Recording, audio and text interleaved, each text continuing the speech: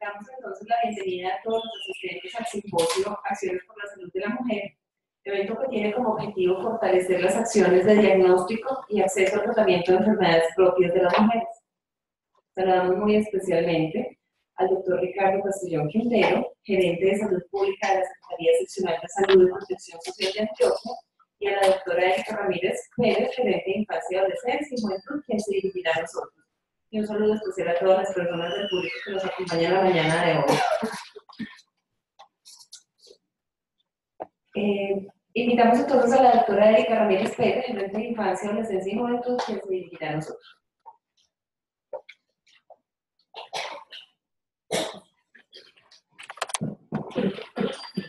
Bueno, muy buenos días para todos y todas.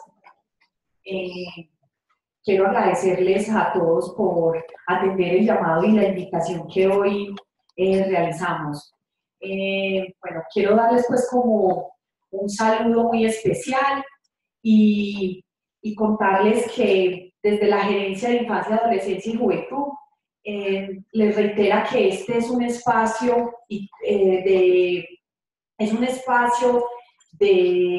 académico donde podemos reflexionar sobre todas las estrategias y todas las acciones que desde la gerencia, desde la Secretaría de Mujeres y desde la Secretaría de Salud tenemos para la promoción y para la garantía de todos los derechos de las mujeres. Entonces, quiero contarles que desde la Secretaría de Mujeres y la gerencia, junto con la Secretaría de Salud, hemos venido desarrollando, pues trabajando articuladamente y desarrollando acciones conjuntas para todo el tema de salud y promoción de la salud de las mujeres. Entonces, quiero reiterarle el compromiso que tenemos nosotros para que estos espacios de reflexión, estos espacios académicos sean productivos y todo redunde en el bienestar de nuestras mujeres del departamento. Muchísimas gracias.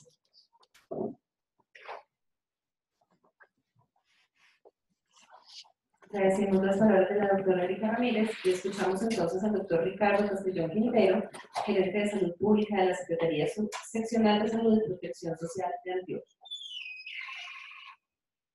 Bueno, muy buenos días para todos y todas. Y muchas gracias por aceptar la invitación que les hacemos para este simposio. Ayer era el Día Internacional de Acciones por la Salud de la Mujer. El 28 de mayo de todos los años se celebra ese día. Entonces quisimos, no lo podíamos hacer ayer porque habían otras múltiples actividades, quisimos hacer el simposio en el día de hoy, enfocado, digamos, a algunas de situaciones propias de la mujer, y quisimos vincular, digamos, algunos de los expositores que más han manejado el tema acá en el departamento y a nivel del país. Y lo hacemos en asocio, como decía la compañera Erika, de la Secretaría de la Mujer, la Gerencia de Infancia y Adolescencia y la Secretaría Seccional de Salud y Protección Social de Antioquia. No se asusten, habían 170 inscritos, más que ahora van llegando los otros, y hay una transmisión vía streaming para todos los municipios del departamento. Ya hay personas conectadas esperando entonces que iniciemos el evento. Como les digo, es todo el día, vamos a estar 4 temas en la hora de la mañana, 3 temas en la hora de la tarde. Terminaríamos con un tema que es muy taquillero, que es todo el tema de interrupción voluntaria del embarazo y violencia de género. Simplemente les digo de parte de nuestra Gobernación de Antioquia, de la Seccional de Salud, cuenten con nosotros como unos aliados, tenemos las puertas abiertas para lo que ustedes necesiten. Bienvenidos, muchas gracias a los expositores y espero que sea un día muy productivo. Feliz día para todos y que nos vaya bien en este evento. Muchas gracias.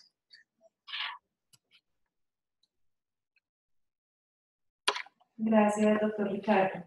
Invitamos a la doctora Luciana Quintero, médica de la Universidad del Bosque, con el tema anticoncepción en condiciones especiales.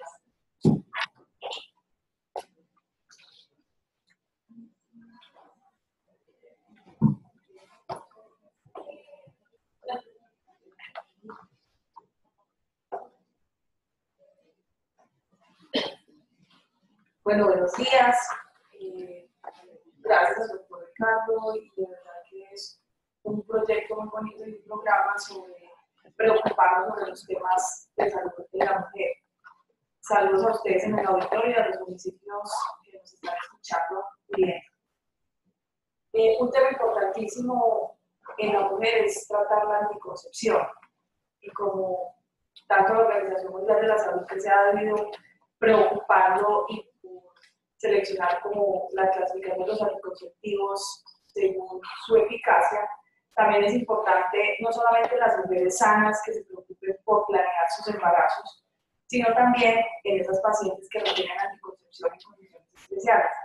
Esas condiciones especiales son todas las patologías que muchas veces se les niega la posibilidad de embarazarse porque presentan una entidad que de pronto tiene tanto riesgo en esa mujer que muchas veces cometemos el error de decirles que no puede quedar en embarazo. Entonces hay que ser muy sutiles en la manera como se le habla a esa mujer en el momento en que debe cuidarse para evitarse complicaciones y riesgos y no negarle de una vez el derecho de ser mamá, sino simplemente darle las herramientas y nosotros como profesionales de la salud darles como los puntos a mejorar y a tener en cuenta para su propio cuidado. Entonces, el tema de anticoncepción en condiciones especiales, podemos pasar a la primera diapositiva. Esa asesoría en anticoncepción que cuando una mujer llega, ojalá fueran todas las mujeres que asistieran a una asesoría de anticoncepción, pero desgraciadamente no cuentan con los servicios de salud que les puedan brindar ese tipo de consulta, de asesoría. Entonces a veces van donde la amiga o donde la farmacéutica a ver qué anticonceptivo les dan. En las complicaciones, los hospitales, que seguramente ustedes que trabajan les van a llegar todo ese tipo de pacientes que dicen, pero es que tuvo una trombosis venosa profunda, pero la paciente no sabía que estaba contraindicado tal o cual anticonceptivo. ¿Por qué? Porque la prima le dijo que a ella le había funcionado y considera que a también le pudo haber servido, pero desafortunadamente nunca consultan y llegan con la complicación a los hospitales. Entonces, es importantísimo, cuando esta paciente accede a un servicio de salud, tener una historia clínica completa. Que en esa historia clínica completa, aparte de la anamnesis, que es la interrogación cuando uno le pregunta a la paciente usted por qué viene, sino también en la revisión por sistemas, siempre preguntar, así el motivo de consulta sea otro, siempre preguntar en la revisión por sistemas. ¿Usted planifica cuál es el anticonceptivo? Para usted, ¿qué tan importante es no quedar en embarazo en este momento? Porque cuando uno le cuestiona, para usted, ¿qué tan importante es no quedar en embarazo en este momento? La paciente dice, oh, no estoy planificando con el método que es. De pronto yo no quiero quedar en embarazo ahora porque tengo un proyecto de vida, porque estoy en la universidad, estoy en el colegio, tengo que sacar adelante de pronto los papás y todavía no me puedo embarazar. Tantas situaciones que una mujer puede presentar y que de pronto cuando llegan esos bebés en el momento en que no están planeados es cuando vienen los embarazos que terminan en IVES o los pacientes que abandonan los bebés, que no los llevan ni siquiera a bienestar familiar, sino todas las noticias que escuchamos, que los abandonan o los maltratan. Entonces, para tener una buena planeación de embarazo, lo mejor es tener un anticonceptivo adecuado dependiendo de las necesidades de las pacientes. Entonces, la historia clínica es supremamente importante. Lo otro, no solamente quedarnos en decir, yo planifico, y pasamos a la otra pregunta, sino, ¿con qué planifica? ¿Cómo se lo está aplicando? ¿Cómo se lo está tomando? Porque muchas veces la paciente se está tomando su anticonceptivo oral, pongamos que sea oral, y es olvidadiza. Entonces ese método no es ideal para esa paciente, porque si es olvidadiza, no va a quedar en embarazo. Y si es una paciente hipertensa, diabética, esa paciente no se le puede olvidar una pastilla, porque el riesgo de quedar en embarazo y de complicarse es muy grande, es muy alto. Entonces, miren lo importante que es solamente detenernos en ese punto. Anticoncepción, ¿cuál es el anticonceptivo? ¿Será el anticonceptivo ideal para esas pacientes? ¿Sí o no? ¿Cómo se lo está tomando? ¿O cómo se lo está aplicando? Y si es el momento en que hay que cambiárselo, tenerlo considerando ahí en el plan. Al final del diagnóstico decirles, usted vino por esta razón, considero que lo que está utilizando sí está muy bien, y de pronto hasta está indicado ese anticonceptivo, pero siempre hay recomendaciones en la asesoría cómo se lo debe colocar o cómo se lo debe controlar, cómo hacer las revisiones pertinentes. En cuanto a las prioridades y necesidades, ya tocamos algún tema, que la prioridad es no quedar en embarazo de pronto en ese momento, sino por ejemplo a 2 o 3 años. Entonces, cuando empiezan muy jóvenes a planificar, hay que cuestionarlas. ¿Usted cuánto tiempo va a planificar? 1, 2, 3, 5, 10, 15 años. Entonces, escoger un método determinando ayudándole a la necesidad que tiene. Si la anticoncepción es a 15 años, ¿no será mejor darle un método de largo plazo? ¿Alguna vez han escuchado de esos métodos? Entonces, la Organización Mundial de la Salud tiene clasificados los anticonceptivos en métodos LARC, que son los métodos anticonceptivos de larga duración, los métodos de corto plazo, que son los orales, los inyectables, y los tradicionales. Esa es la otra clasificación, que ya son los preservativos o el coito interruptus. Entonces, vamos a avanzar. En cuanto a antecedentes familiares, es importantísimo tener en cuenta ese tipo de antecedente, porque muchas veces las pacientes no consideran importante decir que la mamá es diabética, hipertensa, que tiene una trombofilia en mi hermana o una tía. Todas esas trombofilias, así las mujeres sean de 18 o 20 años, también pueden tener trombosis.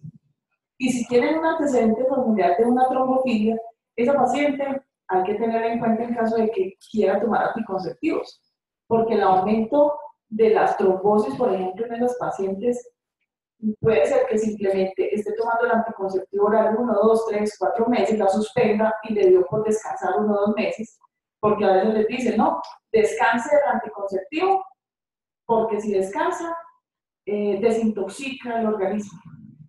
Eso es un mito. Descansa del anticonceptivo y quedan embarazados.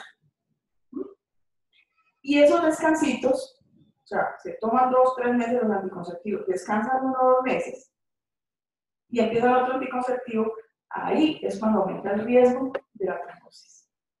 Entonces, para que tengan eso en cuenta. Aparte de los antecedentes, fumadoras, pacientes obesas, con hipercolesterolemia o cualquier dislipidemia. Los factores de riesgo que nos estamos teniendo en cuenta en la historia clínica son súper importantes. Uno sabe que a veces por el tiempo, porque a veces solo dan 15 o 20 minutos para una historia clínica, nos da muy poquita franja de tiempo para interrogar todo esto, pero son puntos supremamente importantes que podemos salvar incluso la vida de una paciente, sobre todo de evitar las complicaciones.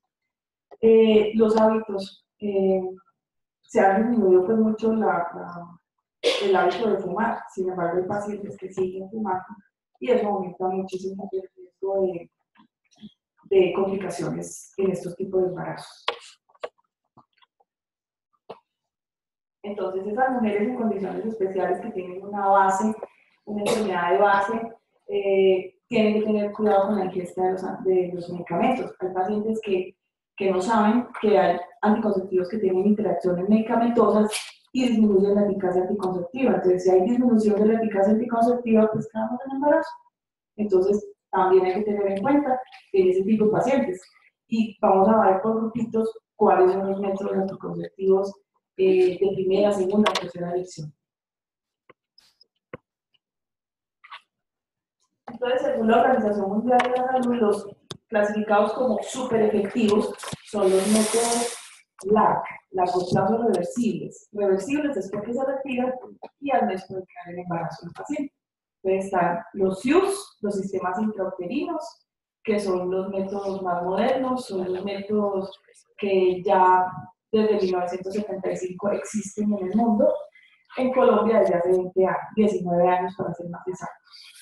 El sistema intrauterino, hay uno que es, no solamente es anticonceptivo, sino es terapéutico, es de 52 miligramos y lo pueden utilizar en esas pacientes que no necesitan planificar con anticonceptivos o que tengan contraindicados los estrógenos, y son métodos largo plazo. O sea, se puede, hay de 5 años, hay de 3 años, y dependiendo de la necesidad de la paciente de embarazarse, si la paciente dice, no, yo quiero planificar 1 o 2 años porque en 2 años quiero embarazarme, pues perfectamente se puede retirar y puede quedar el embarazo al mes.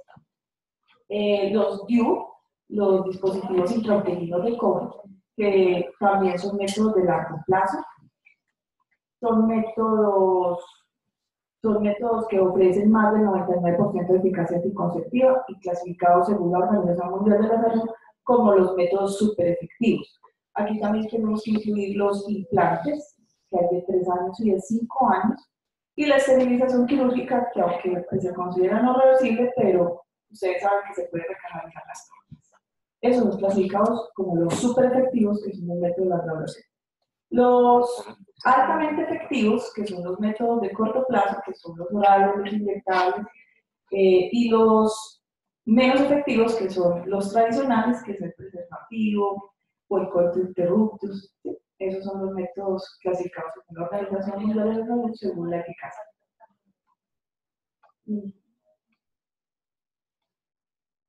Bueno, entonces en cuanto a criterios de elegibilidad, la Organización Mundial de la Salud estableció unos criterios con unos parámetros para seguir y clasificar a los pacientes según las entidades, las patologías o las condiciones especiales que puede tener una paciente y elegir así el método ideal.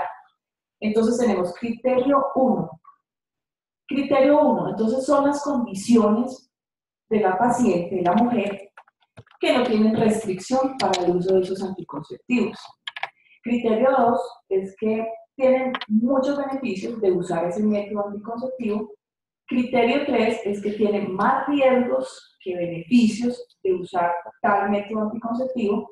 Y el 4, que está en rojo, miren que está la cuadrícula roja, es precisamente los que están contraindicados en esas condiciones que presente la mujer.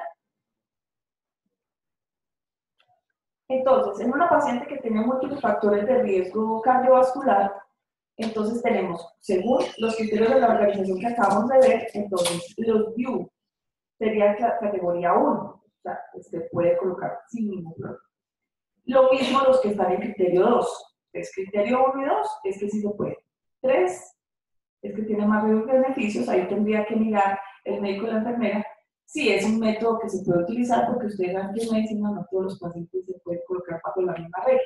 Entonces, los criterios son unos parámetros, pero el médico o la enfermera es idóneo para escoger el método en determinado caso. Los SIUs de levonorgestrel. El levonorgestrel es una progestina, no es un estrógeno. Entonces, todos los pacientes que tienen contraindicados los estrógenos podrían utilizar una T, o un SIU con levonorgestrel, o un implante. Los subdérmicos, ¿listo? Entonces, estamos criterios. O las píldoras con solo progestina, que también, como por ser progestina, bueno, no tendrían contraindicación en los pacientes con riesgo cardiovascular. La anticoncepción combinada, o sea, que tienen estrógenos, esa sí sería categoría 3 o 4, o sea, que no sería lo más recomendable. En las hipertensiones arteriales, tanto la controlada como la sistólica entre 140 y 159 o la sistólica 160 con diastólica de 100 o ya con enfermedad vascular, entonces los métodos anticonceptivos ideales son, en primera elección, estaría los DIU, los SIU, los implantes subdérmicos y la píldora de solo progestina. De todas formas, la hipertensión arterial se considera como una enfermedad cardiovascular y la anticoncepción combinada sería contraindicada en las pacientes hipertensas. En diabetes, entonces, estos pacientes que no tienen enfermedades vasculares, es una diabetes controlada, estos pacientes pueden utilizar cualquier método anticonceptivo, tanto los de larga duración como los de corta duración, incluyendo las píldoras de progestina y la anticoncepción combinada.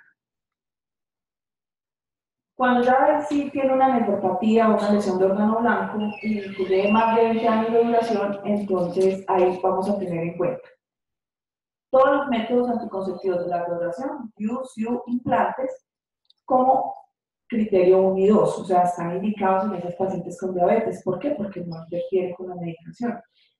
Y en cambio, una anticoncepción combinada, sí, mejor no recomendarlos en ese tipo de pacientes. Migraña. Entonces, en las cefaleas que no son migrañosas, o sea, no tienen síntomas de fosfenos, no tiene ningún, simplemente es un dolor de cabeza, una cefalea, se puede utilizar todos los métodos anticonceptivos, tanto los IU, los DIU, los implantes. Obviamente hay pacientes que les van a consultar y les van a decir, es que yo no tolero los orales, y es una cefalea, pero tampoco la vamos a dejar con un método que no lo tolere. En conclusión, hay que individualizar a la paciente y mirar la necesidad que tiene como tal. Y dice, no, definitivamente yo con los implantes no los tolero porque ustedes saben que uno de los efectos secundarios de los implantes es la cefalea, entonces si llega una paciente con cefalea, pues lo mejor es no recomendarle el que le puede dar más cefalea. Lo otro es que hay varios tipos de cefaleas. Y si hay pacientes con cefaleas catameniales, que las cefaleas catameniales son las cefaleas que están asociadas con las menstruaciones, entonces si es una paciente que necesitamos disminuirle las menstruaciones para disminuir la cefalea, pues esa paciente se puede beneficiar, por ejemplo, de un SIU con levonorgestrel. ¿Por qué? Porque si una paciente le llega, cada mes que le llega la menstruación le da cefalea, eso se llama cefalea, esas son las cefaleas catameniales, pues ustedes saben que disminuyendo las menstruaciones pues se va a mejorar. Entonces también para tenerlo como presente. En anticoncepción combinada dice 1 y 2, 1 a 6, eso sí continúa. O sea, si está tomando anticonceptivos orales y sigue con la cefalea, pues tampoco la podemos, no necesitamos suspenderlo, pero es criterio 2, o sea, se aumenta de 1 a 2 cuando es continuo. A pesar de que está tomando los anticonceptivos, la paciente no le quita la cefalea, pero ya ella define si es una paciente juiciosa, que dice yo me las tomo con juicio y no tengo ningún problema ni olvidos, entonces la podemos dejar allí si la paciente lo prefiere. Si no, se le puede cambiar. Si no, por el contrario, bueno, ya aquí sería una migraña sin aura. ¿Sí? Estos pacientes, los criterios de la OMS sugieren que tanto los DIU, los SIU y los implantes y las píldoras de suero progestina se podrían utilizar como de primera mano.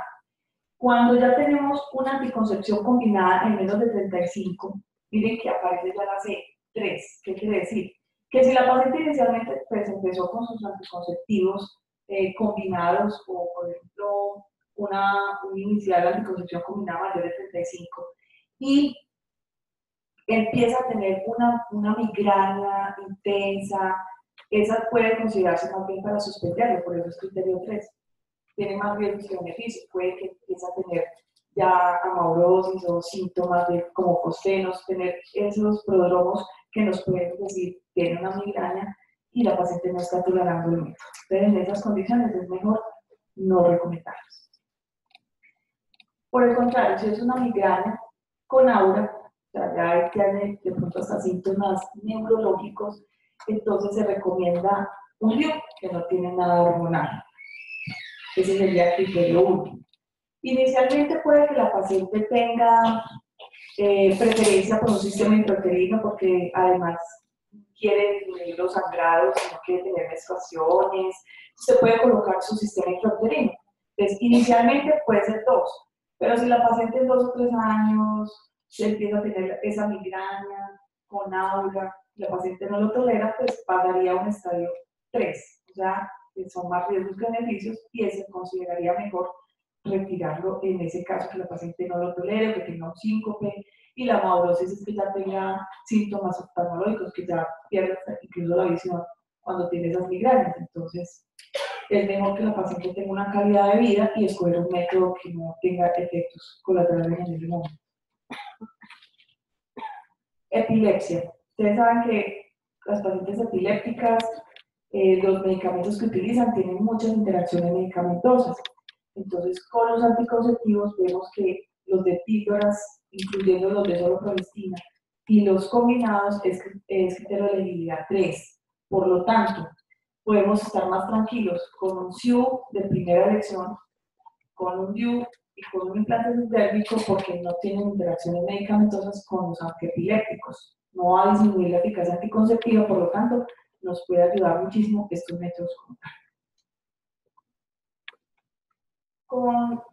Dependiendo de la terapia anticonvulsiva, pues, por ejemplo, si es una epilepsia que está con la motrigina, esta paciente puede utilizarse tanto los SIU, los DIU, los implantes, las píldoras de solo progestina y no tiene disminución de la eficacia anticonceptiva. En lupus, entonces, en lupus hay pacientes con antifosfolípidos positivos. Con antifosfolípidos positivos, la única que está contraindicada serían los anticonceptivos combinados. Con las píldoras de solo progestina en plantas de SIU sería criterio 3. O sea, no están contraindicados del todo, pero se sugiere no utilizarlos en ese tipo de pacientes con antifosfolípidos positivos por los riesgos de trombosis. Entonces, en este tipo de pacientes es mejor un DIU, o sea, una T de cobre. Si la paciente tiene lupus, pero los antifosfolípidos no son positivos, negativos, no tienen tanto riesgo de trombosis, entonces esta paciente sí se puede utilizar un SIU y obviamente un DIU en un implante. Con trombocitopenia severa. Entonces, aquí sí pasa de último el DIU, porque si es una paciente con trombocitopenia severa, la paciente va a sangrar muchísimo. Entonces, ustedes saben que uno de los efectos colaterales de la T de cobre son aumento de las menstruaciones.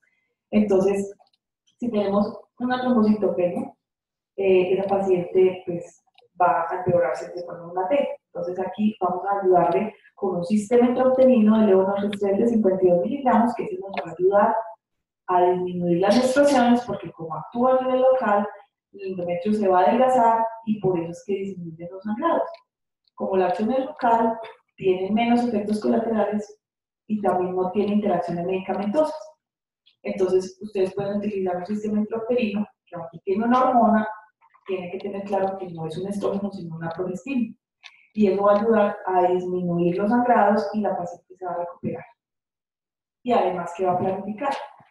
En cuanto a los implantes y la píldora de solo progestina, pues también vamos a tener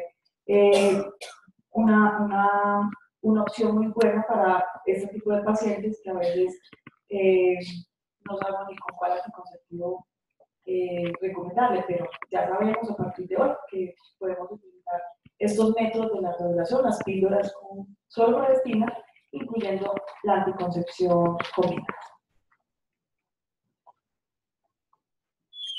Con la tiroides, que a veces decimos, ay, esta paciente con tiroidea, vean cómo le recomiendo algún método. Entonces, según la OMS, podemos recomendarle cualquier método anticonceptivo. Aquí se va a depender si la paciente, usted dice, esta paciente se toma la medicación viciosa, pero los anticonceptivos se le olvidan. Error, ahí no podemos mandarle un método oral, ni inyectarle, porque es una paciente que no lo va a provocar. Entonces, aquí es donde uno en el interrogatorio se va a dar cuenta cuál es el método ideal para ese tipo de pacientes. Entonces, escojamos un método a largo plazo. Que ahora que empiezan a tomar anticonceptivos desde muy tempranas edades, entonces son 15, 20 años tomando anticonceptivos, preguntarle, ¿cuándo quieren embarazarse? No, yo para allá en unos 15 o 20 años. Y entonces la vamos a tener 15 o 20 años tomando pastillas, con un método a largo plazo, que no le, incluso los sistemas intrauterinos no afectan la ovulación, o sea, no es anovulatorio, la paciente sigue ovulando. Entonces, con los orales, ¿cuál es el mecanismo de acción de los orales? Anovulación. Las colocamos en anovulación, no ovula. Con los sistemas intrauterinos, o les dije ahorita, que es de acción local, al tener acción local, esa paciente no va a quedar en embarazo, pero es por el mecanismo, que es espesamiento del moco cervical, inhabilita los espermatozoides y la atrofia endometrial. Pero sistémicamente, la dosis que pasa de levonorgestrel es muy bajita, entonces no hay interacciones medicamentosas y, por lo tanto, no frena la ovulación. La paciente sigue ovulando. ¿Listo? Con los trastornos hematológicos, entonces esas pacientes que tienen síndrome de von Willebrand, estas pacientes que tienen coagulopatías, que también uno dice, bueno, ¿qué método anticonceptivo en este tipo de pacientes? Entonces, pues, según, si la paciente no está con una hemorragia, pues le colocamos un DIU. Pero si tiene sangrados abundantes, pues no le podemos poner un DIU porque entonces le empeoramos el cuadro.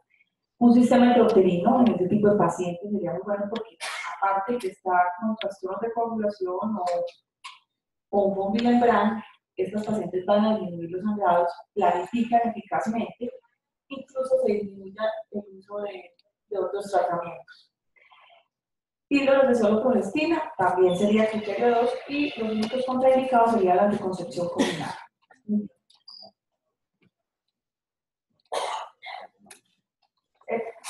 En VIH, entonces, con alto riesgo de adquirir la enfermedad, podemos utilizar los implantes, las píldoras de solo progestina, la anticoncepción combinada y los sistemas intrauterinos de levonorgestrel.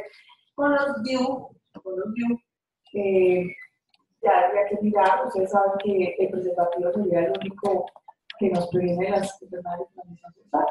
Entonces, tener en cuenta, como les dije al principio, individualizar el paciente. En leve o sintomático viene a ser lo mismo, utilizamos los mismos métodos anticonceptivos.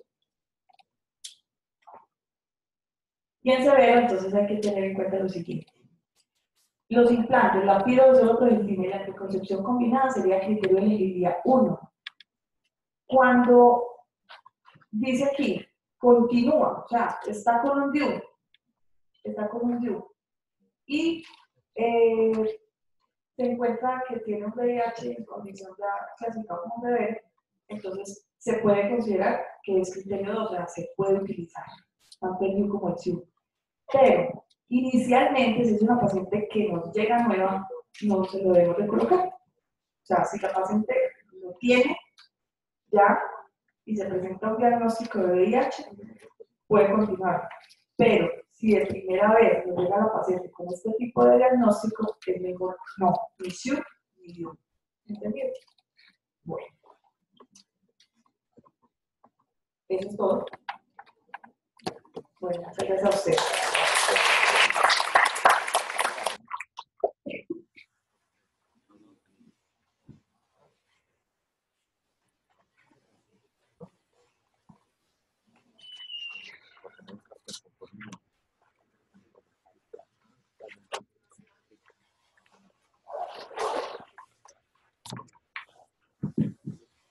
A continuación, los invitamos a escuchar a la doctora Claudia Ramírez Martínez, médica ginecóloga de la Universidad de Antioquia, mastóloga de la Universidad CES y epidemióloga de la Universidad Pontificia Bolivariana. El tema: rutas integrales en la detección temprana del cáncer de mama.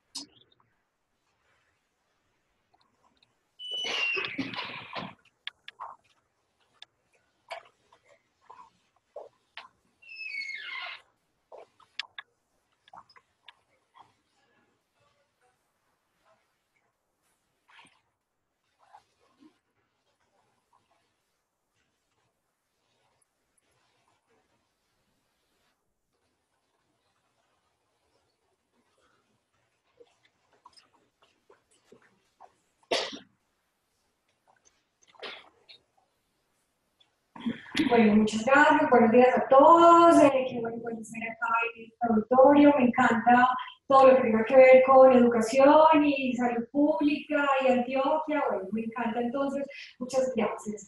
El título de la conferencia era inicialmente pues rutas de atención integral. Desarrollando como la conferencia o los tópicos vi que era muy pesado, era demasiada información y para no perdernos en esa cantidad de información quise enfocarnos como en aspectos primordiales de las rutas integradas. Y vamos entonces a hablar, yo creo que sea para algunos sea una idea novedosa, ya llevamos como mucho tiempo ejecutando en el mundo, pero para nuestro sistema de salud puede que sean ideas novedosas, ya se están implementando pues, en muchos lugares y hace parte como del día a día de lo que hace el enfermero auxiliar, el promotor de salud, pero yo creo que va a ser como de una manera más organizada. Una idea que nos plantea organización en el sistema actual de salud. La siguiente, por favor. Bueno, en declaración de conflicto de intereses, esta es una presentación patrocinada por Productos Roche, pero no contiene elementos promocionales ni de pruebas diagnósticas ni medicamentos farmacéuticos. Vamos a conversar de aspectos generales de la enfermedad. Va a ser un popurrí de temas, vamos a hablar de aspectos sociales, antropológicos, epidemiológicos, de políticos, vamos a hablar de una cantidad de cosas, pero no vamos a hablar de medicamentos ni de drogas diagnósticas. Bueno, quisiera saber de ustedes, porque esto es de lo que no vamos a hablar hoy, quisiera saber de ustedes, levantando la mano, ¿quiénes han asistido a conferencias que tengan que ver con cáncer de mama? La gran mayoría.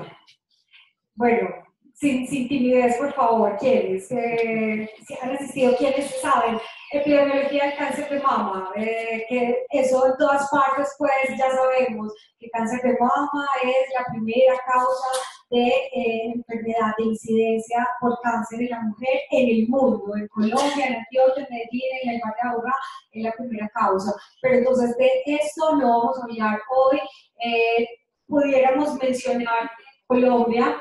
Es un país de incidencia intermedia que, a pesar de que vemos muchos casos, estamos viendo muchos casos de cáncer de mama, pero aún no nos constituimos como un país de riesgo alto o de incidencias altas de cáncer de mama, sino un país intermedio, pero sí pues con aumento de la tendencia. Bueno, eso es como lo único que vamos a hablar de epidemiología, del autoexamen, pues que en todas partes también nos dicen cómo debe ser el autoexamen. Esto es fundamental que le enseñemos a las mujeres a hacerse el autoexamen, que en el mundo, en términos generales, dicen que el autoexamen no impacta la mortalidad o la morbilidad por cáncer, y es cierto, pero es en lugares que tenemos muchas veces poco acceso a la salud. Es como la única estrategia de educación, de decirle a la mujer como, oiga, tóquese su mamá y consulte si encuentra algo raro. Entonces esto también chequeado, porque en todas las conferencias y en todas partes nos hablan del autoexamen. Y tampoco vamos a hablar de mamografía. En mamografía son como dos puntos importantes. Hay mucha controversia acerca de que, bueno, de cuándo empezamos las mamografías, de cuándo finalizamos las mamografías. Eso es una discusión a nivel mundial. En términos generales, para solicitar las mamografías deberíamos categorizar a las pacientes si son de riesgo basal para cáncer de mama o si son de riesgo intermedio o alto. Básicamente tiene que ver todo con los antecedentes personales y familiares de esa paciente, y dependiendo de eso empezamos la pruebas de tamización a los 40 años, en el caso de pacientes que tengan antecedentes familiares o que ya hayan sufrido de algo, una patología proliferativa en la mama, empezamos a los 40 años cada año, hasta los 69 años como prueba de tamización.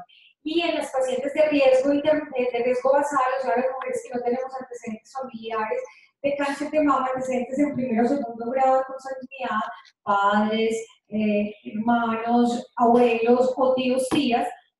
Las que no tengamos esos antecedentes, empezamos en los 50 años, cada 2 años, hasta los 69 años. Y ya, tema resuelto. Esas son como las recomendaciones del Ministerio de Salud, que si son basadas en estudios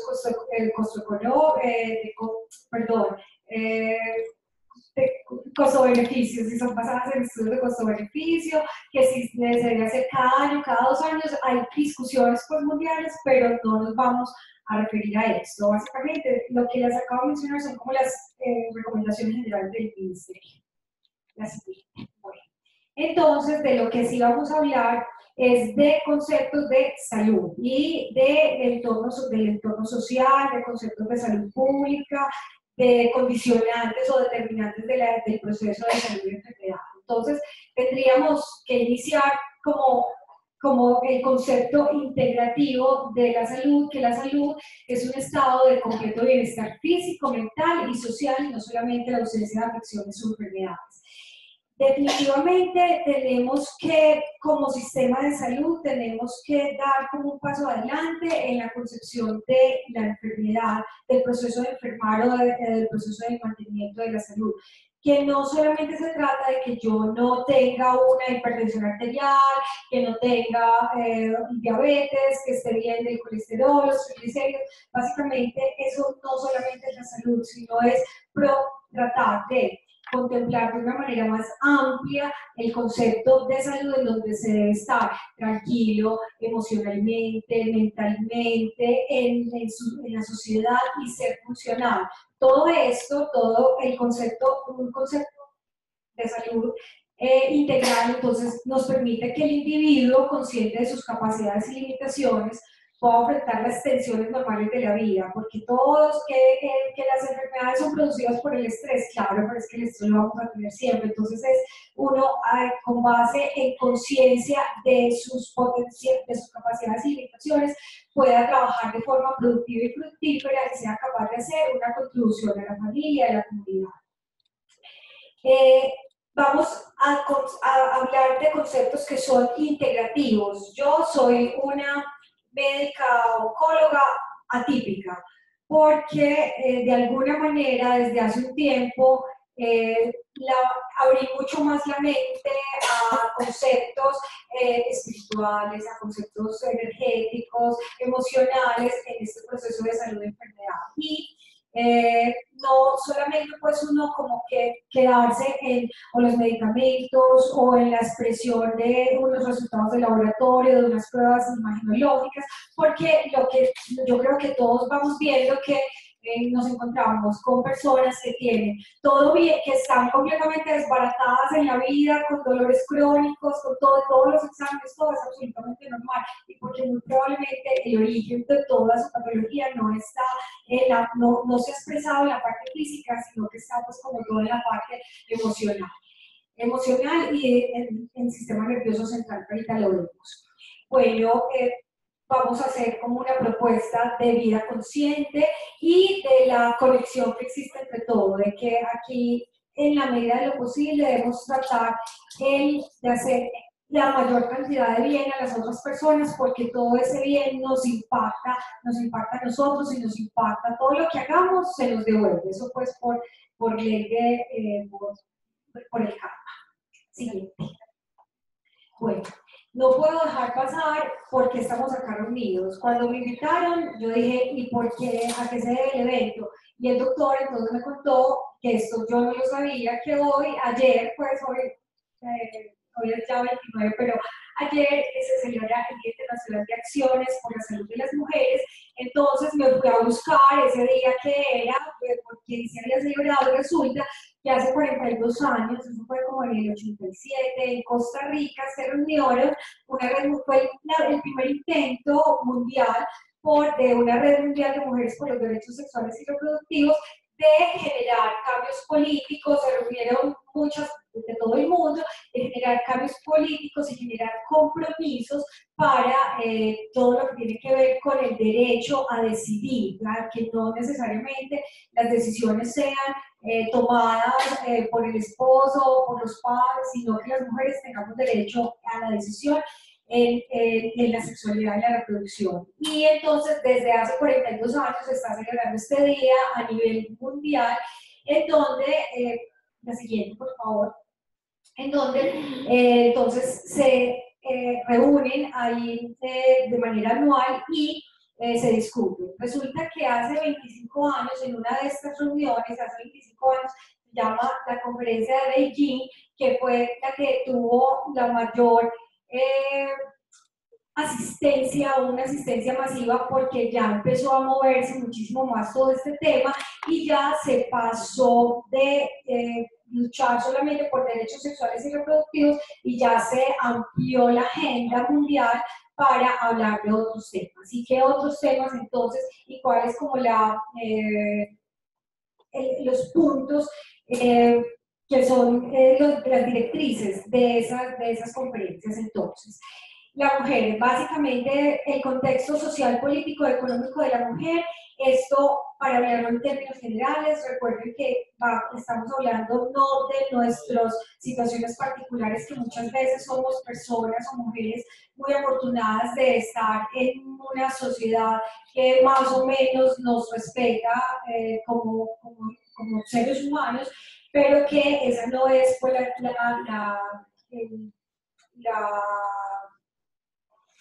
el común de la gente, el común del mundo. Resulta que uno de los elementos que más afecta la salud de la mujer es la violencia de género. Y la violencia de género que uno pensaría que el lugar más seguro para una mujer debería ser su casa, y justamente su casa es el lugar más inseguro porque las pacientes, las mujeres son víctimas de violencia doméstica, de maltratos físicos, psicológicos, por su compañero, por sus padres, por las personas con las que viva, y abuso sexual. Esta violencia de género es el tema como central que se discute en estas conferencias, pero básicamente esa violencia de género es lo que más afecta a la salud de la mujer, que lo vamos a ver más adelante.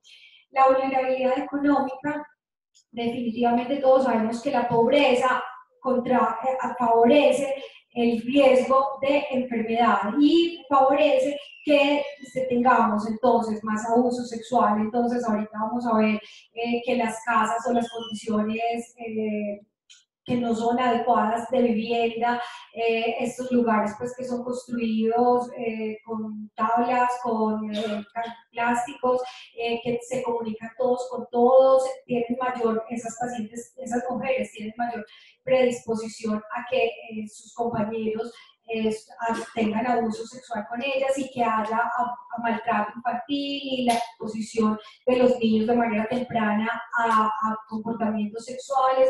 Bueno, todo eso va como generando la posibilidad de afectación de la salud de la mujer.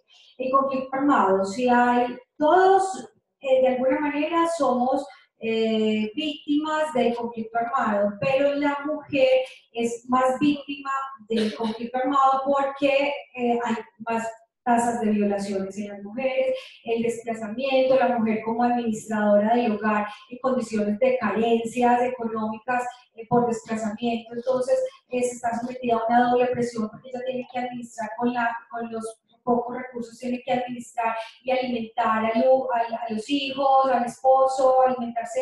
Bueno, el conflicto armado también es un condicionante para el deterioro de la salud de la mujer. El abandono del sistema educativo de una manera temprana, las mujeres que ya también lo sabemos, que no están preparadas de una manera que abandonan rápidamente el sistema educativo y que no tienen preparación para un sistema laboral, tienen mayor riesgo entonces de tener que estar al pie de sus parejas abusadoras porque no tienen manera pues, de soportarse ellas o a sus hijos de manera económica. Aparte de la segregación laboral, que no solamente estas mujeres, bueno, si lograron acceder al sistema educativo, también es cierto que las mujeres tienen de alguna manera unos pagos con respecto a los hombres, tienen pagos menores en determinadas profesiones, y uno pensara pues que esto solamente se vea como a nivel muy básico de la escala laboral, pero no, se ve que incluso en las cimas, lo hemos visto, escuchado en Hollywood, medicina, en las profesiones, nos pagan menos a las mujeres que a los hombres por desarrollar pues, la misma actividad laboral. Entonces, hemos sido también víctimas de acoso sexual en el trabajo. Es poco frecuente que uno escuche que los hombres los acosen o que les pidan favores sexuales a cambio de un aumento salarial o de un aumento pues, del escalafón laboral. Total es que a la mujer nos tratan de una manera distinta y eso hace parte del contexto político. Y limitaciones del poder decisivo, toda esta cultura ha favorecido que las mujeres no tengamos capacidad de decisión propia, mucho menos si no podemos decidir acerca de si quiero tener o no un embarazo, si quiero tener estos hijos o no, si no tenemos capacidad en eso, mucho menos vamos a tener capacidad de decisión a nivel familiar, a nivel social y a nivel político, en donde la gran mayoría de las decisiones, eso ha estado cambiando, pero que la gran mayoría de las decisiones políticas que nos impactan a nivel general están en las manos de los hombres, no hay tanta como representación. Claro que eso está cambiando según los últimos datos pues, de las conferencias, de estas conferencias. Así que, bueno. Entonces, viendo como ese escenario, el escenario de la mujer, recuerden que estamos hablando de eso por el Día Internacional de Acciones por las Mujeres, de Acciones por la Salud de las Mujeres. Entonces, el concepto sobre esos determinantes, el concepto clásico de la teología de la enfermedad habla de que, definitivamente, los hábitos nutricionales, si uno no se alimenta bien, tiene mayor riesgo de enfermar, o si no se alimenta o se alimenta mal, entonces mayor riesgo de enfermar. Los cuidados personales que uno tenga, si uno fuma, si se deja aumentar de peso de manera significativa, si toma alcohol de manera frecuente, todo esto va a favorecer mayor riesgo de enfermedad. Donde viva, en los lugares vulnerables para vivir, en donde uno está al lado de un río, en condiciones insalubres, o en lugares donde hay mucha violencia en el entorno, todo eso va a afectarte y te va a aumentar el riesgo de enfermedad. Las condiciones del suministro y el desecho de agua y los niveles de contaminación medioambiental. Estos han sido los conceptos clásicos que se han desarrollado en la salud pública y que son determinantes de la enfermedad. Hay conceptos más modernos en donde ya se tiene en cuenta también que no solamente es el entorno, sino toda la parte interna en donde la genética familiar, si yo puedo estar expuesta, puedo alimentarme bien de alguna manera, puedo hacer ejercicio, no ser obeso, pero si tengo una alteración genética que me predispone a que desarrolle un cáncer de colon, lo voy a desarrollar, ¿cierto? Entonces, eso en la medida que se ha expandido el conocimiento del genoma humano, sabemos que ya hay un concepto pues mucho más moderno que no solamente son esos condicionantes. Y el punto en el que me quiero pues como resaltar es todo lo que tiene que ver con el concepto de la psico, neuro, endocrino y inmunología. Resulta que esto uno diría pues que es moderno el concepto, pero desde 1800 ya había como estudios en animales y estudios humanos en donde se ha demostrado que la exposición a ambientes tóxicos pues por estrés, por emociones, ira, enojo, depresión, angustia, desesperanza, que todo eso influye, todo ese componente externo influye en nuestro comportamiento y en nuestra homeostasis. Tanto entonces que las pérdidas emocionales, entonces ya cada día se le está dando mayor valor a estas síndromes como de estrés crónico, en donde las pérdidas emocionales, los duelos por la muerte de un ser querido, del esposo, de un hijo, de los padres, las sobrecargas físicas, el exceso de responsabilidades, resistencias, duelos no resueltos, dramas o conflictos sostenidos o los traumas agudos o crónicos pueden inducir en nuestro cuerpo la reducción de la efectividad del sistema inmune. Entonces, hablando a grandes rasgos, la psiconeuroneurología, psiconeuroendocrinoinmunología, entonces es como la percepción que tenemos del mundo que a través de nuestro sistema nervioso central se afecta nuestro funcionamiento endocrino y nuestro funcionamiento inmunológico. Y definitivamente está evidenciado que se afecta, se deteriora nuestro sistema inmunológico, y si nuestro sistema inmunológico se deteriora, aparece la enfermedad. El cáncer, por ejemplo, es una enfermedad en la que estamos expuestos a factores inflamatorios crónicos como la obesidad, el estrés, que eso nos mantiene en estado inflamatorio, y eso nos puede favorecer como esa respuesta del organismo a estar compensando todo ese estado inflamatorio, favorece entonces la reducción de los mecanismos o de las células de las células vigilantes del genoma, y en una reducción de los factores inmunológicos me puede favorecer que las mutaciones están ocurriendo y nuestro sistema inmunológico está completamente como inhibido y efectivamente ahí aparece pues como la enfermedad. Dentro de las nuevas terapias, y esto a pesar de que lleva mucho tiempo, pero cada día está cogiendo pues como más ventaja este concepto. Con base en este concepto es que se están proponiendo las nuevas terapias que para el cáncer, que es la inmunoterapia, que es el fortalecimiento del sistema inmune para combatir el carcinoma, que no necesariamente pues uno combatirlo con medicamentos tóxicos para las células, sino fortaleciendo nuestro sistema inmune. Entonces, definitivamente es fundamental que estos elementos de la psicoinmunología los tengamos en cuenta a la hora de evaluar las pacientes. Ahorita yo les voy a decir, estos son como conceptos generales, ahorita les digo cuál es la importancia. La siguiente.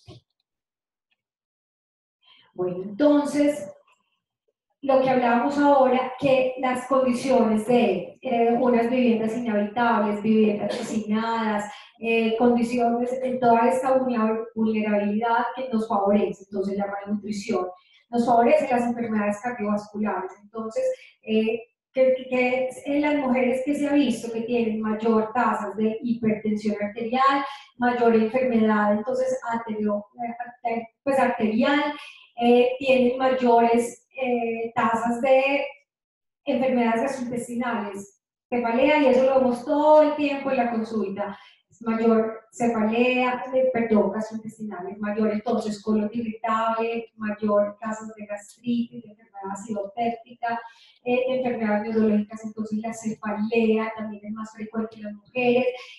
Las enfermedades osteomusculares ahora pues con el diagnóstico de la fibromialgia, que es esa enfermedad donde a las pacientes les duele absolutamente todo y que muy probablemente está relacionado con todos estos otros factores que hemos mencionado, las enfermedades mentales, la depresión, la ansiedad, el trastorno de estrés postraumático, el suicidio, todo esto está condicionado por esos determinantes externos, las enfermedades oncológicas, las enfermedades infecciosas. Las mujeres tenemos mayor riesgo de contraer pues, el VIH y el abuso de sustancias tóxicas. Todo ese escenario de ese contexto político, social de la mujer favorece que presentemos mayor riesgo de estas enfermedades o mayor frecuencia de estas enfermedades.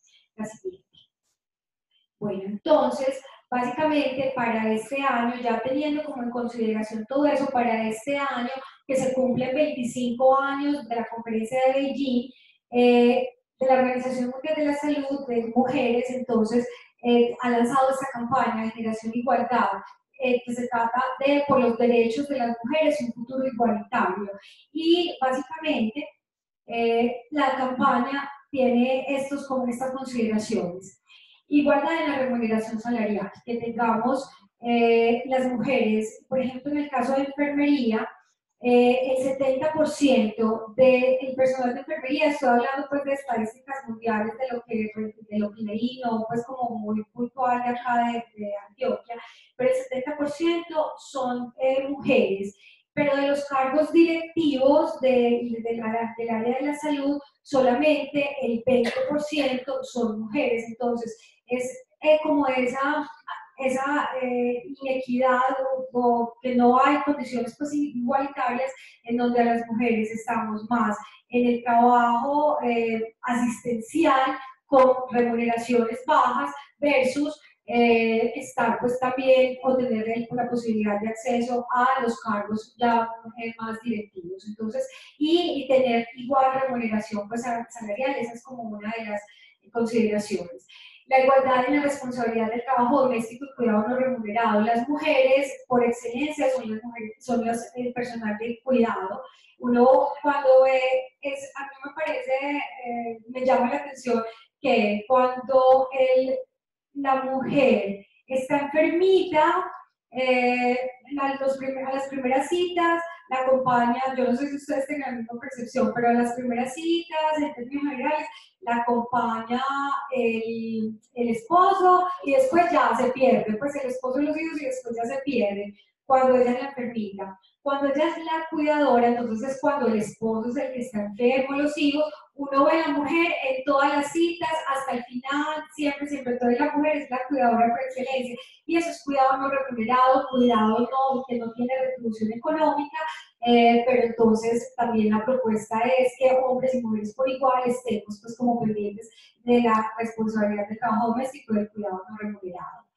Poner fin al acoso sexual y a todas las formas de violencia contra las mujeres y las niñas. Esa hace parte, pues, como de, y que incluso de las campañas que son como tan sencillas de no piropear a las mujeres cuando estamos en la calle. Esas cosas tan sencillas hacen parte de las políticas mundiales para reducir, pues, poner fin al acoso sexual. Necesitamos también, pues, dentro de las campañas están servicios de salud que respondan a las necesidades específicas. Entre esas está, pues, tener personal que sepa de anticoncepción, que nos resuelvan situaciones específicas que son de las mujeres, y participación igualitaria en la vida política y en la toma de decisiones. Básicamente, la meta de ONU Mujeres es un plan por un planeta 50-50 en el 2030, demos el paso por la igualdad de género. Bueno, entonces, hasta acá, sigamos la siguiente. Entonces, hasta acá hemos hablado como de los conceptos generales, de la salud de la mujer y por qué estamos hoy reunidos y por qué cada año nos deberíamos reunir a hablar de los temas que nos competen a nosotras como mujeres. Bueno, entonces, ya pasando como a la primera parte de la conferencia, vamos a hablar de nosotros definitivamente hacemos parte del sector económico de la población, que es la prestación de servicios de salud o venta de servicios de salud. Lo debemos hacer con responsabilidad colectiva e individual. Lo que es importante, pongo pues acá como el rompecabezas, porque no en todos los escenarios, pero uno cuando trabaja en determinadas como partes del sistema de salud sí encuentra que hay un inmenso caos, que no tenemos claridad en las responsabilidades que tenemos cada uno de nosotros, para que nos quejamos mucho, el sistema de salud está mal, esto es una cosa horrible, pero no nos responsabilizamos de lo que nos corresponde, nos compete como prestadores del servicio de salud y porque nosotros finalmente hacemos parte de venta de servicios de salud. Entonces es muy importante que asumamos responsabilidad colectiva e individual frente a eso. Con respecto entonces, tratando de organizar todo ese caos y tratando de que el paciente sea el centro del sistema de atención, entonces desde el 2016 tenemos la propuesta, que todavía pues está como en desarrollo, la propuesta de la atención integral en salud. Entonces un sistema de salud al servicio de la gente. La siguiente, que es una propuesta del ministerio, en donde se pretende que todo esté alrededor de el paciente y no sea el paciente el que esté alrededor del sistema de salud dando vueltas en círculos viciosos interminables, sino que el modelo de atención y las rutas de atención estén claramente definidas para poder ayudar a esos pacientes en ese sistema caótico. Entonces, básicamente yo creo que ustedes les han dado capacitaciones acerca del modelo integral de atención en salud, de las rutas de atención integral en salud, y que acá todos deberíamos tener la responsabilidad de asumir nuestro papel, tanto el paciente como los cuidadores o como todos los que tengan que ver con el sistema. En el paciente debemos trabajar muchísimo en el autocuidado, definitivamente. Hay que trabajar para hablar de, yo acá pues hablaría de cáncer de mama de manera específica, pero eso aplica para todo. Tenemos que comprometernos con la educación y los pacientes, dejar también como la cultura de la victimización y comprometerse a cuidarse, a no dejarse aumentar de peso, y nosotros en nuestra vida, que muchas veces somos diciendo como que vea, haga ejercicio, no coma bien, y y nosotros por estar trabajando todo el día no nos cuidamos. Entonces empezar por la misma acciones pues individuales, entonces cuidarse para cuidar. Entonces todo lo del cuidado del paciente y desarrollar nosotros entonces las rutas claras de la atención de determinadas patologías, de las patologías más prevalentes. Entonces, el modelo de atención definió que hay unos entornos en donde se debemos impactar porque en esos entornos son condicionantes de la enfermedad y que hay unas rutas para los grupos, estos serían los grupos etarios, dependiendo si uno se encuentra en la niñez o si se encuentra pues, en edad avanzada, hay como unas rutas específicas y identificar nosotros unos grupos de riesgo o si ya se desarrollaron determinados eventos, un cáncer, una enfermedad, un accidente cerebrovascular, tener las rutas claras. Entonces, lo que nos dice el sistema de salud es que deberíamos conocer, y esto no es nuevo, sino básicamente se trata como de organizar nuestras estadísticas y nuestros sistemas de información para saber de estos grupos de riesgo, qué es lo que se está frecuentando, qué es lo que más frecuente tenemos en nuestras instituciones y definir las rutas, el paciente, por dónde entra, cuándo entra, entonces quién lo va a atender, cuándo se le atiende, qué exámenes se le van a solicitar, si esos exámenes que se le van a solicitar, dónde se le van a hacer, si se le hicieron, que se los hagan de manera oportuna y como toda esa ruta, trazarla, tenerla clara para poder entonces ayudar y que el paciente esté en el centro de este modelo de atención. La siguiente. Bueno, esta es la ruta. Si uno ve esa ruta, que el prestador primario complementario, el prestador complementario, que la entidad territorial, todo esto uno se pierde como en esas rutas, pero básicamente eso es lo que uno debería hacer, que como sistema de salud tracemos de una manera adecuada las rutas. La siguiente. Y viéndolo desde el punto de vista del paciente, que muchas veces nosotros mismos nos hemos encontrado con dificultades en el sistema de salud, uno vería cuando le dan un diagnóstico o cuando está con una dolencia, uno ve y digamos pues que el faro sea como la luz pues al final del túnel, uno vería un mar bravío, pues una cantidad de trámites administrativos, de dificultades, de posibilidades pues de muerte, de ahogo en medio de todo ese mar de dificultades del sistema de salud. Entonces existen varios modelos de salud y que acá vamos a hacer como la propuesta, modelos de navegación. Entonces el modelo de navegación más frecuente es el que el paciente le damos un diagnóstico y lo tiramos al río, al mar y haga lo que pueda y el paciente ahí medio, si tiene como algunas herramientas, medio logra sobrevivir. Muchos mueren en el trayecto de llegar hasta el faro, pero esto no debería ocurrir, ¿cierto? Entonces vamos a mirar la siguiente. Bueno, existen otros modelos en donde nosotros podemos ver un barquito pues como un crucero que lleva al paciente, que lo vaya pues integrando por todo esas dificultades del sistema. Hay otros que ya tendrán la capacidad para llevar al paciente ya evitando como todas estas dificultades ya por una vía aérea, y lo que queremos, para donde queremos ir es un vuelo charter para los pacientes, ¿cierto? Que tengamos acá todo el proceso y que por medio y la propuesta que yo les traigo hoy, básicamente se trata es de tener todo tan definido que logramos de una manera más directa llegar a donde tiene que llegar el paciente dependiendo de su condición específica. Entonces, el servicio de navegación, esto se llama un servicio de navegación, el hecho de uno no dejar al paciente solo en todo este mar de tramitología, sino acompañarle desde el sistema de salud, realizar pues como todo el proceso de acompañamiento. Entonces, el servicio de navegación de pacientes es un servicio asistencial que se les ofrece a los usuarios de servicios de atención médica para ayudarlos a obtener acceso oportuno al sistema de salud, trazar un plan de acción y superar las barreras para recibir la atención de calidad. Estos sistemas de navegación ya tienen aproximadamente como 40 años y fueron ideados en Estados Unidos, en Nueva York, en un área, en Harlem.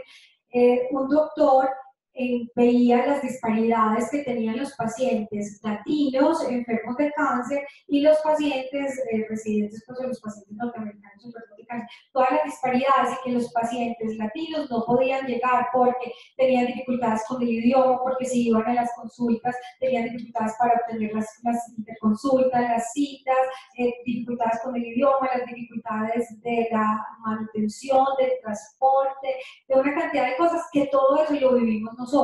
Y básicamente entonces con base en eso se crearon entonces los programas de navegación por parte del sistema de salud. Y ahora uno ve en las grandes instituciones en Estados Unidos, en el Memorial de Nueva York, en Francia, en Italia, en Canadá.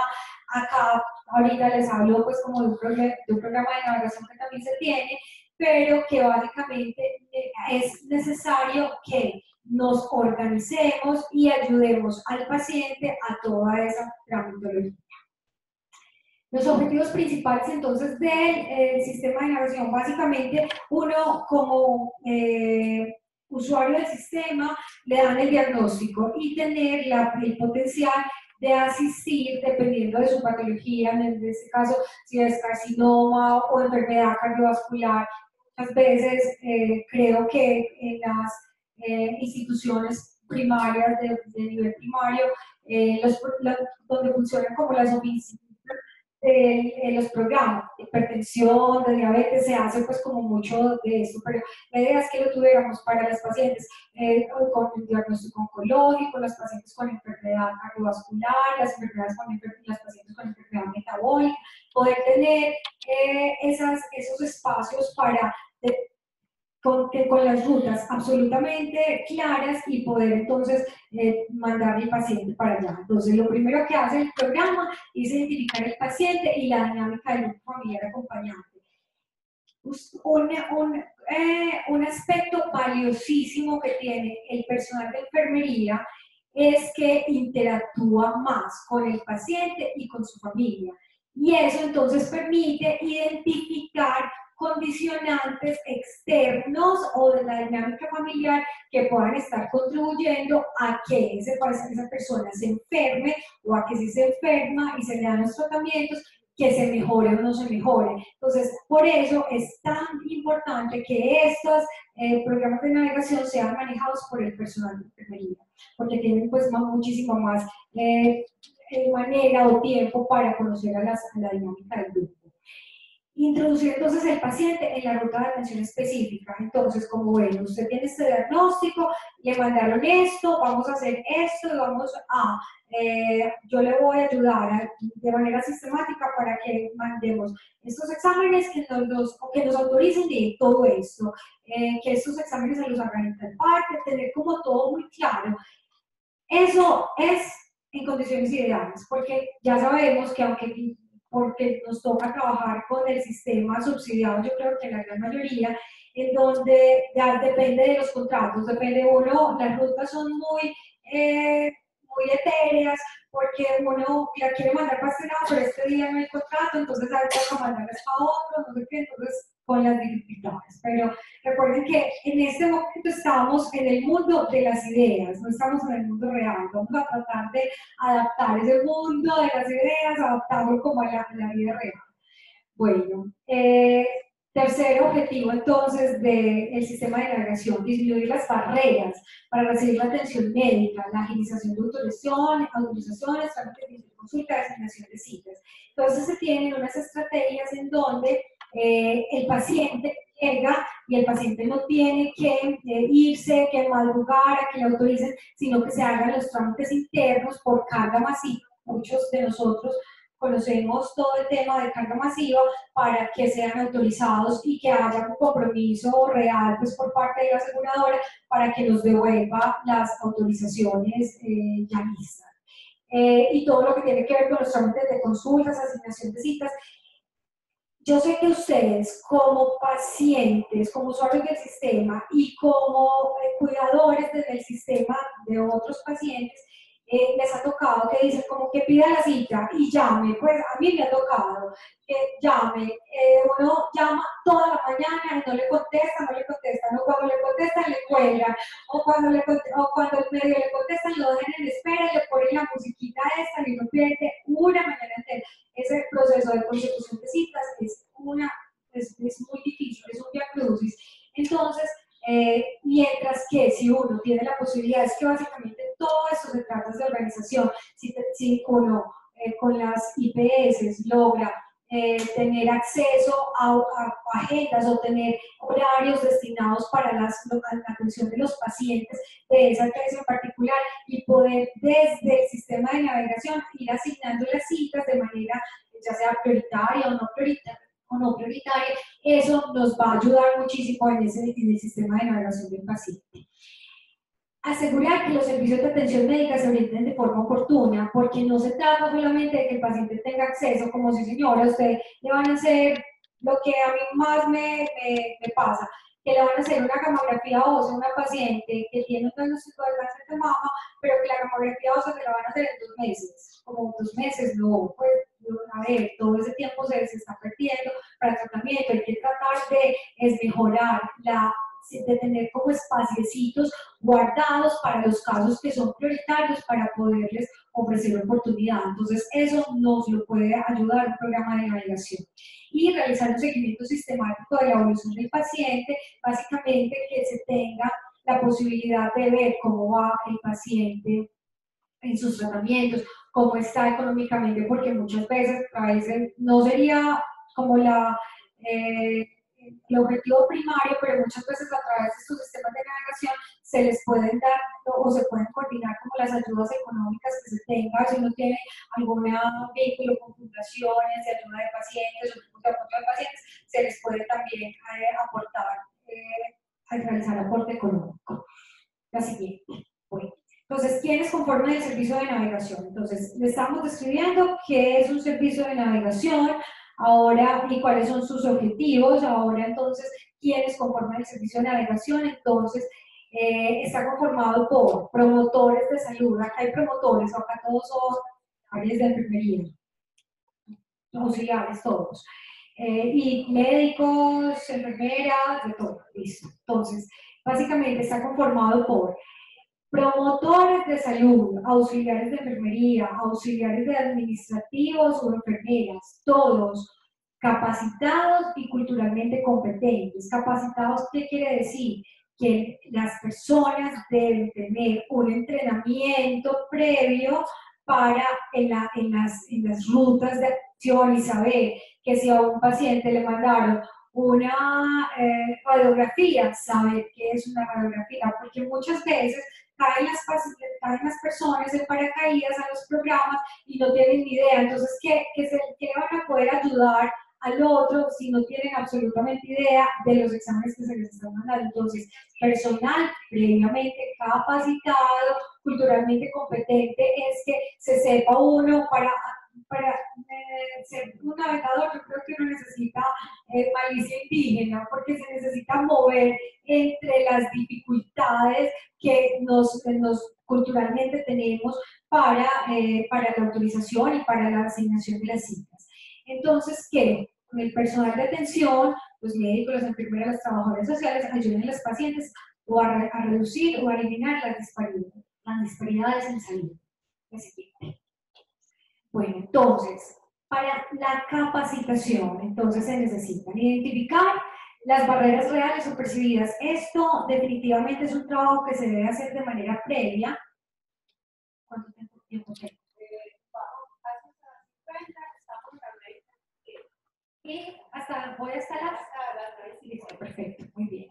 Bueno, entonces, identificar las barreras reales, esto de manera previa, ser conocedores. Una persona en un sistema de navegación debe planearlo definitivamente y conocer como las barreras que pueden tener los pacientes. Vincular los pacientes pues, con los servicios de seguimiento necesarios, mediar la comunicación, esto es muy importante. que entre los proveedores de atención médica, los cuidadores y los pacientes. Ese sistema de navegación también nos ayuda a generar dudas en el paciente, porque muchas veces hay unos médicos, yo me incluyo entre ellos, en que nos esforzamos para que el paciente salga de la consulta como con la ruta clara, como para dónde va, como ubicarlo, pero no es como el común y ya sabemos, tenemos dificultades de tiempo para llenar la historia clínica, no sé qué, no sé qué, no sé qué, no sé qué, pero encontrar un sistema de navegación en donde me digan, como que vean, entonces, finalmente, después de todo lo que le haya dicho el médico, finalmente, usted, en el caso de cáncer, usted está en este estadio temprano de la enfermedad, o tardío o avanzado de la enfermedad, y para donde vamos es esto, con la intención de hacerle esto, como de aclararle dudas al paciente y a su familia.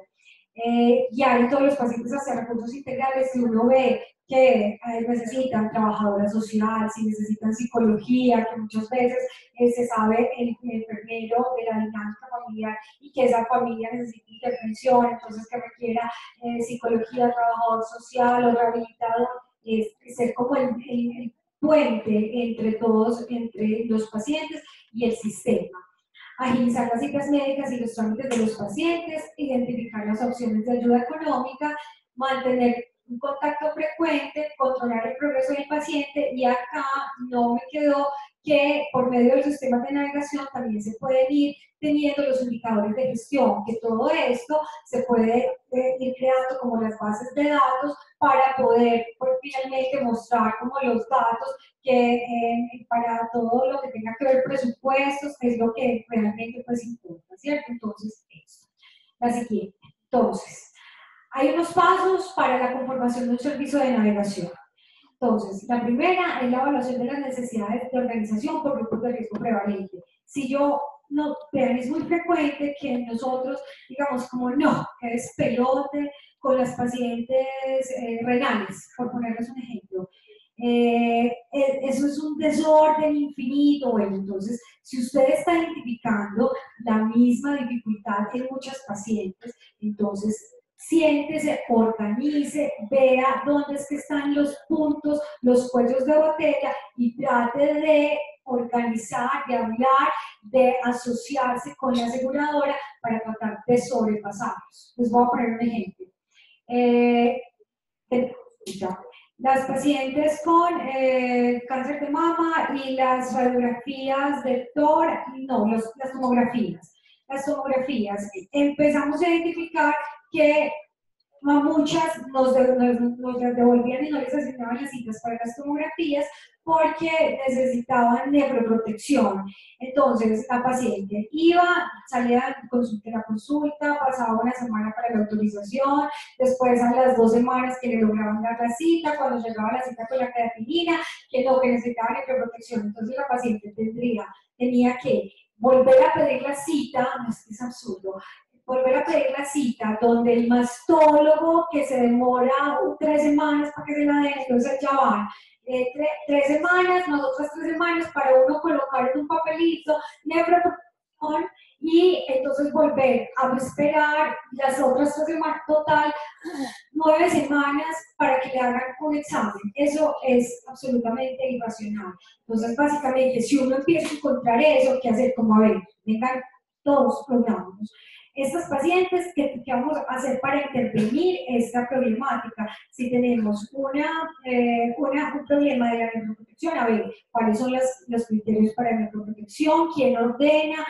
¿A quién es de manera sistemática? Y usted, de entrada, señor prestador, si esa paciente necesita nefroprotección, le autorizamos entonces a que haga la nefroprotección, pero no devuelva a las pacientes y no las ponga a circular en el sistema. Entonces, básicamente eso, por ponerles un ejemplo, identificar, porque nosotros en realidad a veces nos quedamos en la queja. Eso es como, no, que no me le hicieron esto, que vea con la mamografía que qué problema. A ver, identifique cuáles son los problemas que usted tiene en el día a día y procure entonces organizar el servicio de navegación para eso. La elaboración del presupuesto, que básicamente el presupuesto de un servicio de navegación es simple, pues yo no, pues simple desde mi punto de vista clínico, porque no soy administrativa, pero total es que sería, incluiría los salarios de las personas navegadoras. Ah, bueno, y una recomendación que también les doy para acá, que no dejar una sola persona para un servicio completo de navegación, eso es completamente pues absurdo, sí. Y eso desgasta también el personal de salud, el personal de enfermería. Idealmente tener como líderes por cada grupo de riesgo, idealmente. Entonces que esa persona, esa o dos personas se encarguen y que sean las que manejen y que sean las líderes de ese grupo, de esos grupos de riesgo. Y siempre tener pues 2 o 3 personas capacitadas, porque entonces si la una o el uno se incapacita, que no se venga abajo pues como todo el programa de navegación, porque falta una persona. Y aparte de que esto implica para el personal de la salud desgaste. Uno estar con pacientes, con familias, organizando, eso nos desgasta a nosotros. También como eso nos roba muchísima energía. Entonces también tratar de que uno no esté puede ser en un programa de navegación todos los días, todo el día, sino que haya pues como posibilidad de que se alterne el personal. Bueno, los equipos de oficina, un programa de navegación funciona en una oficinita, pues puede ser como una oficinita pequeñita, donde uno tenga capacidad de recibir como al paciente con su familia, uno, dos acompañantes, y tener pues los equipos de oficina, tener el computador, cositas pues como de oficina, y las redes de conexión virtual, que definitivamente teléfono y una red de conexión virtual. Pero en realidad pues que sea algo completamente pues como inalcanzable, un programa de navegación, no, todo se trata es de organizarse, de organizar y sentar pues como las bases para elaborar el programa. Hay que hacer la capacitación de los navegadores, para esto, esta es como una de las propuestas, ya luego miraremos si existe la posibilidad de hacer capacitaciones ya como más puntuales en el tema pues, de cáncer de mama o en el tema que se requiera, pero hay que definitivamente no poner a las personas allá paracaídas, sino que sepan dónde están parados con respecto a las patologías.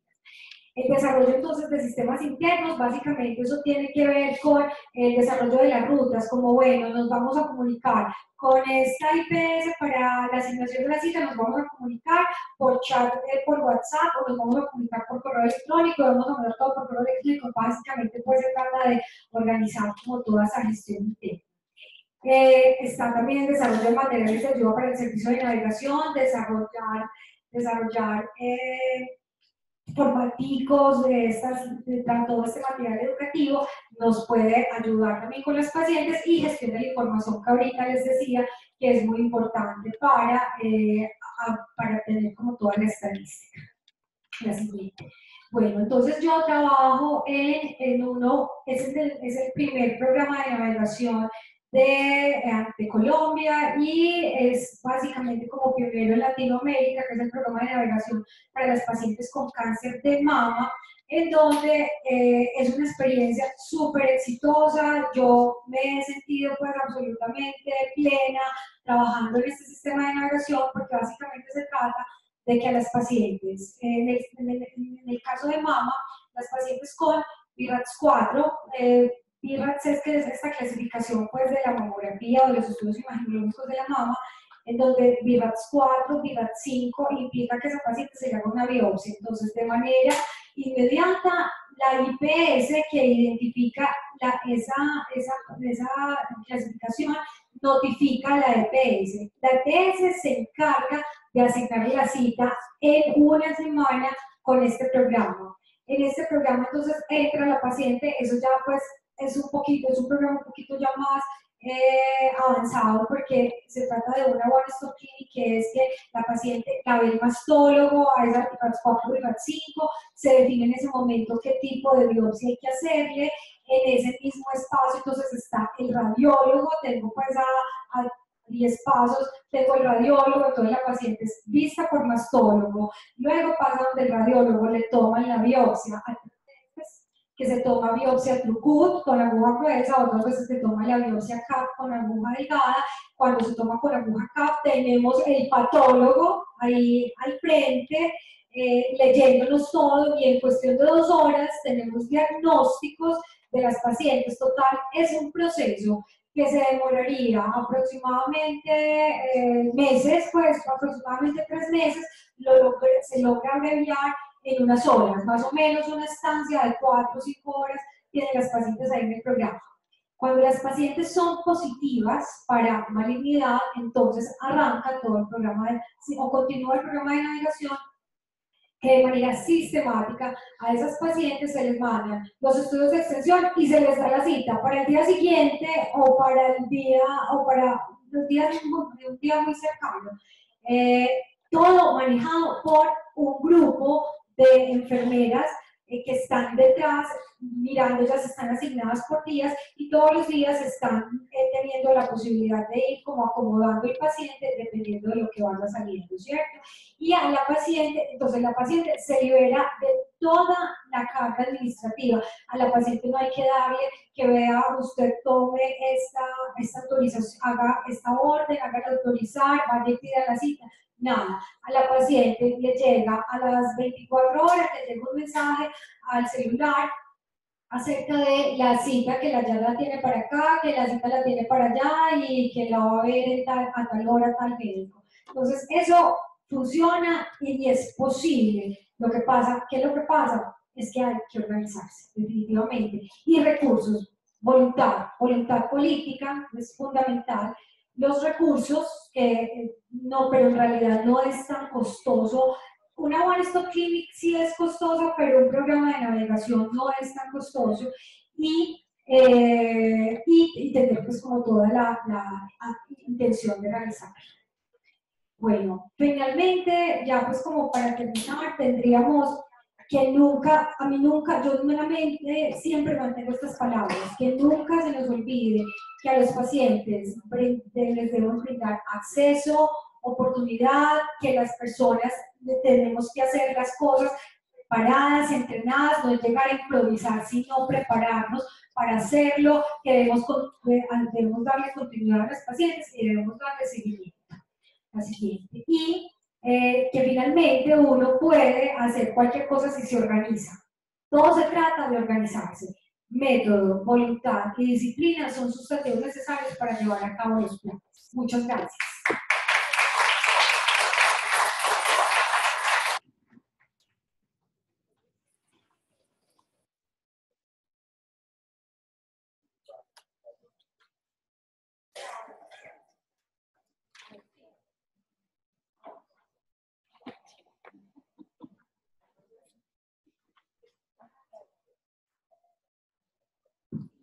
Bueno, vamos entonces a hacer un pequeño receso. Salgamos a tomarnos un cafecito y les propongo que nos veamos acá a las 10:15, ¿está bien? Para que sigamos entonces con la agenda de